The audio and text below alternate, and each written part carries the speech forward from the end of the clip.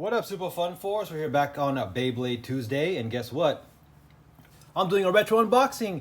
Like I said, I'm finishing up the last couple of GTs that I wanted to get. As you know, last week I got the Prime Apocalypse, but I got it in the Hasbro Pro Series because you won't really, experience any teeth wear because it's a slope-based system, and it's a lot cheaper than buying either the Prime Apocalypse Takara Tomy individually or buying the 4-pack set with Regalia Genesis. All right, so now we have the Big Bang Genesis, and this one's very important to get because this represents like the final boss, along with Prime Apocalypse and Regalia for drum and stuff like that. So really awesome for the anime story theme. I remember watching that battle, pretty epic, and it's also really cool because you get this armor piece here.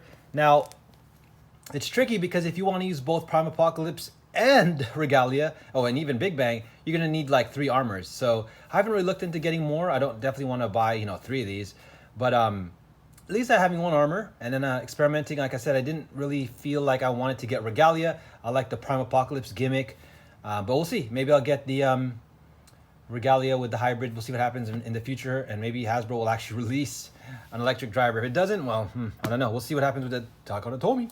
All right, let's open up this one really quick. I really like the Japanese packaging. There's the character right there. And then, of course, on the back shows you what you can do with it. Again, there's drum and vault, awesome.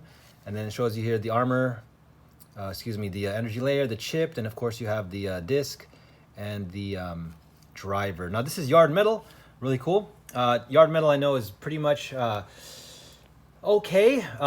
They did release a new version in Dynamite Battle, which scrapes a lot with Chain Corbea, so I skipped on that. But if anything, I can still test this out now, which is cool because I don't have to get the Chain Corbeas or the another bay that has yard dash metal, whatever. But with this one, I can still test it out to see if it actually works well, and if it works well, then I can look at actually getting the Dynamite Battle version if it works with any Dynamite Battle bays. But if not, well, hey, it's all good. I still got one version here from the original GT. All right, let's open this up. Let's see what we get inside. Dun, dun, dun, dun. There it says on the box again, a Big Bang Genesis. All right, I'll do this one pretty quick for you guys. But cool, yeah, again, I like how they gave you the stickers, the instructions, and everything like that. Prime Apocalypse also did come with a mini sticker sheet. I didn't cover that. But one thing about this bay right away I want to say is, the colors are just awesome. I like the magenta, the deep purple with the gold accents. And, that's one of the reasons why I thought the Bahamut was kind of cool, where they gave the pink, hot pink armor core, on the core. But I was like, dude, I'm not going to get that black chase one, man. It's nice, but I actually liked the purple one they released later on in the battle set. All right, so we got that out. There we go. Coolio. All right, let's open this up really quick.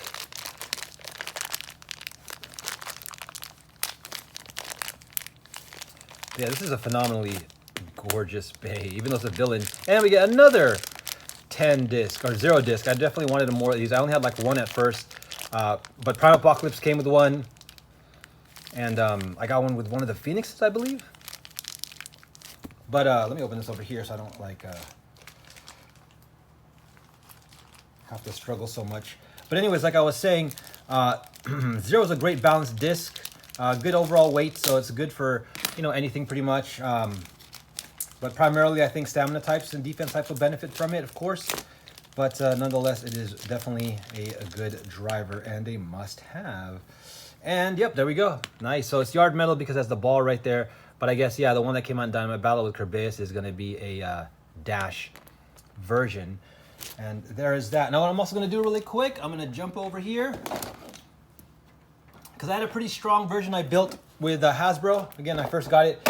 It's kind of funny because instead of buying these Hasbro ones, I should have just gotten like all the TT ones, but that's okay. Hasbro's still fun to play with, especially with Hypersphere. So I did build this one here. So basically we'll take a look really quickly. Just want to compare. Again, this one is incredible. It has the same like Prime Apocalypse, has the built-in metal into the energy layer, the fused chip, because this is not a removable GT chip. But again, it is a slope system. Really cool, and all the metal goes in there. So here, I actually put the Dragon one inside, which looks phenomenal, by the way, this GT chip. But as you can see here, they already fused in the GT armor, or excuse me, the Big Bang armor. You obviously can't take it out. It's just part of the mold, and then they painted it, though, pretty accurate, not bad. Yeah, they actually have really good colors. The Hasbro one still looks really nice, but of course, doesn't have the armor gimmick. But again, it's cool because you get the attack with it automatically. Although, now the Prime Apocalypse one, as you can see, the Hasbro in my last video, you can't take advantage of the armor, sadly. And on the back, it's the same unfortunate news. As always, Hasbro just keeps it hollow. You don't bolt into the metal or anything like that. All right, well, there's that. I still think the Hasbro one looks good, so I don't, feel too bad about it. Again, it's fun to play with in Hypersphere. And it's still a great looking bay, and it has the armor like fused into it. So it's still definitely, I think, a powerful one in Hasbro. And let's take a look at the armor. Ooh. Speaking of, so I like it already. You can see it's translucent. Bam, as soon as I get in front of the camera. Yep, translucent. Looks great. So there you guys go. So it's similar to, we'll just put this on. They didn't give us a frame, huh? They should have given us a frame. 3-star. Ooh, nice. So I'm not going to really weigh these ones right now. Well, I mean, I don't think I weighed the Apocalypse, guys. Sorry about that. But I'll just show you guys here. There's a bunch you can always look at online. But usually I also like to weigh the parts because you can see the variances. Right? So we got the armor coming in at 416. The layer, 26. But you know what? I'll do this, guys. I'll do this for you. It's a continuation of last week's video. Boom! Here's Prime Apocalypse then. Wow, this is actually 1 gram heavier. And it looks a little bit more aggressive because look at those spikes. Jeez, isn't that amazing, like golding into it? I mean, these are just fantastic bass to have in your collection. I mean, they just look, again, phenomenal. Phenomenal. Look at that. The themes about it is so awesome too. Okay, and then maybe I'll compare the 10 discs really quick. One here has dagger. So yeah, I think they're about 23-ish, 22. Let's look at the one with the Prime Apocalypse from Hasbro. Not bad, not bad. Pretty close, pretty close. All right, I'll keep one of them around. All right, so we'll assemble this really quick now. So essentially, like Prime Apocalypse, is the same really cool effect, I believe. Let's double check something here. I didn't look at the instructions yet, but I believe, yep, it's gonna have the same infinite lock. So look at that. That's really, really cool. Keeps on spinning. And then same thing here. Wow, look at that translucent. Looks great. So there is no, oh, I see. You're gonna have to line up the eyes. So this one's a little bit trickier because if you can see in the center, it reminds me of like a He-Man. That part has to get filled out. See, so then you know when the weakness is there, and then just like Prime Apocalypse, this bottom section here would be the weak point, and then eventually you can, as long as you hold it down, you can unlock and take apart the bay as per normal. But because of the infinite lock system, once you have it in there, if you don't hit that bottom part, then it will just keep spinning and spinning. Oh, actually the top, that's right, it has two weak points this time. I guess that's what makes it a little bit more vulnerable, because again, the Prime Apocalypse only has the one at the bottom, but this one does actually have 2 points up there and right there. Okay, okay, and then the armor. So let's take a look here. It does have the little tabs on it. So I believe you just hook it in right here. Yeah, that's it. It's in. Nice. It's actually like a deep, like ruby red. Looks awesome. It'd be like funny if it was like Phoenix, if it was allowed to like pop off. I mean, I guess it could. Then we add the Prime Apocalypse. Let's make sure. Yep, same thing. Wow, it looks really good on him because of the black and the red. You know, and I wonder, does this need it? I mean, I'm pretty sure people tested and, you know, I'll start doing my own testing. I think it'd be a phenomenal addition to Prime Apocalypse, especially if you use this as an attack, because it adds these extra hit points here. Look at that. You know, it kind of rounds out the bay a little bit, but gives it this like attack shape for sure, you know. Oh, you know what's interesting? Does it like, okay, you gotta like, you can turn it a little bit. Oh, wow. I wonder if you're supposed to be able to like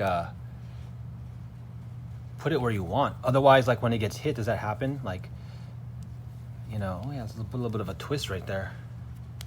Then I think it locked even more into place. Interesting. Okay. Anyways, then you just pop it off, but then on the same thing here, then I wonder, see, this doesn't really seem to move a lot more, but it's interesting because to me, it feels like you can put it here and place it how you want. Or no, it just twists off eventually, I guess. Does it? Yeah, no, I feel like you can actually put it like this and really take advantage of it. It's like adding those wings right there, yeah. But then even if I twist it some more this way, oh man, is that a feature I haven't read online or excuse me, read in the instructions or looked online, but I wonder if that's a thing. If not, well, there you guys go. That's pretty cool. Feels like you can actually, it's because it's sturdy. It's still pretty sturdy, right? And then if I twist it like here, oh, you know what? I see, hold on. Yeah, you can't because it's popping off like right about there. All right, there you guys go. I put the armor on Apocalypse like I mentioned too. It looks fantastico. And again, you have to, it's gonna obviously be this way because this has to stay lined in. I was trying to like twist it a little bit, but the problem is when you twist it, try to like reposition it, this is gonna form kind of like a gap. So this is the only legal way, 100%. You gotta make sure that it's nice and snug in there. And yeah, there you go. And again, it adds like these like attack wings here, which I think would be a little bit more effective than even on the Genesis here, the Big Bang, because the Big Bang, I think, already has some good attack points. Very interesting. It has like this upper here, but that's going to be kind of hard to connect with. That's what makes it a little different. This has a downward slope and a slope here, which is interesting. Now this has a giant gap right here, and on the top it's basically the same, except again this slopes up, right, and this one slopes down. So this looks good because then it just kind of fills into the side, so you hit, just mostly wants to attack from there. But then I feel like if you're using Prime Apocalypse, right, yeah, you see how it twists and it exposes right there a little bit more. Wait, does it? Yeah, and then twist it off, I guess. But yeah, so if you're using Prime Apocalypse, though, it's interesting because if you use it like this, standard mode, then it's almost like it has a little bit of a chance of doing like an upper attack, maybe. You know? Yeah, see, coming in like that. Now this guy, again, it's more of like they put the gap here, but it can like swoop up. But the thing is, then when you put this on, you kind of block that, right? Because you can't really swoop up from this section here anymore, right? Let's make sure you can focus. Yeah, you can't really swoop in from this section because it's blocked now, you know? Yeah, it's kind of blocked. So I don't know, I'm gonna experiment with it. I think it's interesting, like if you leave this the way it is, I mean, this is just kind of like vulnerable, so maybe it doesn't really do anything, but like, it's like you want to hit with this, right? You want to like hit with this part. So yeah, those are my initial impressions. I will test with these more for sure, guys. I'll be doing a lot more like retro, revisiting the GT series. Again, I really like playing that format. But it'll be interesting to see if like the Big Bang armor works better on one of them, or maybe even just both. So there you go. I'll go ahead and give it a quick launch just to see how it is. But again, this looks fantastic. Definitely worth it because, again, if you're collecting the rest of the GT, this is an integral part of the final boss battle. It looks gorgeous. You know, the middle chip is a little bit scary, but I like the colors overall. And of course, you get the armor here to play with. And then on top of that, you know, you can use it on Prime Apocalypse and Genesis. I'll do some future updates. I'll do some more research about it. I'll see what I can find translation for this, see what others have done online, and what the exact mythology or, you know, methodology is behind the Big Bang armor, what's its intended purpose and strategy. But there you guys go, and let's do a quick launch.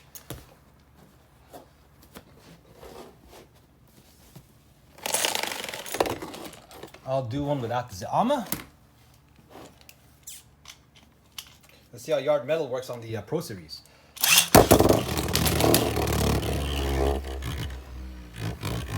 Okay, whoa, that's a little bit erratic in the middle, but it should definitely always be, you know, more stamina based, of course.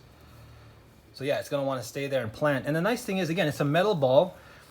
So historically, I think the way metal balls have been throughout the GT series and stuff like that is it has a little bit more weight. It rolls, but it still suffers in stamina compared to the plate drivers, the ones that have the flat rotating bottoms, you know. Those have always been, I think, superior. unless you're angled up too much. Because I think Eternal, for example, could have been better, but the fact that it's so like tapered down, you know, like tapered down and going up, it also makes it tip a little bit, and it's not as much stamina. Stamina, you want to be able to stay in place and just roll.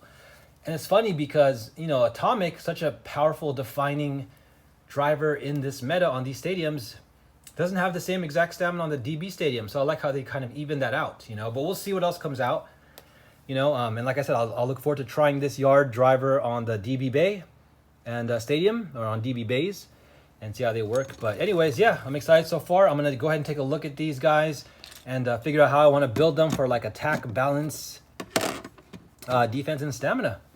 All right, there you guys go. Again, this is an awesome Beyblade to get for sure. Let me know in the comments below. Have you already been playing with yours? What did you do with it? Time to maybe bust it out again and play some more GT for sure.